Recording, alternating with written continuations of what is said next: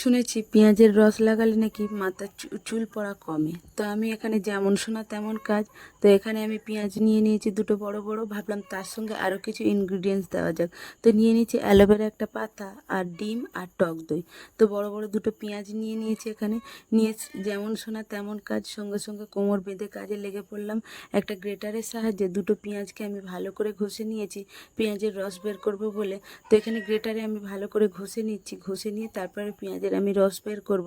তো প্রায় আমার পেঁয়াজটা ঘষা হয়ে গিয়েছে। এবার হাত দিয়ে চেপে পেঁয়াজের রস আমি একটা বাটির মধ্যে বের করে নিচ্ছি। এই যে অল্প অল্প করে নিয়ে হাত দিয়ে চেপে এখন আমি রস বের করে নিচ্ছি। তো এরপরে পেঁয়াজের রস হয়ে গেলে তারপর আমি নেব অ্যালোভেরা পাতা। তো এখানে পেঁয়াজের রস আমার বের করা প্রায় শেষ বেশ।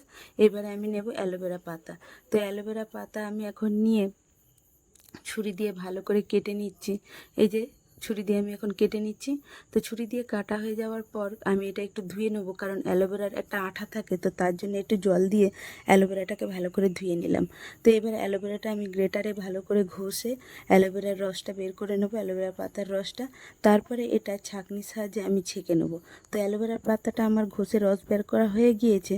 তারপরে আমি এখানে ছাঁকনি দিয়ে এখন ছেঁকে নেব অ্যালোভেরার রসটাকে। তো ছাঁকা হয়ে গিয়েছে। তারপরে আমি একটা দিয়ে দিচ্ছি একটা ডিম। হ্যাঁ হ্যাঁ, জানি জানি, ওই তোমরা হয়তো বলবে যে খেলে কাজে দিত।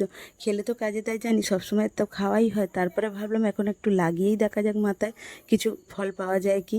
তো তারপরে এখানে এই যে প্যাকেটের দই, এই প্যাকেটের দই আমি এখন নিয়ে নিচ্ছি।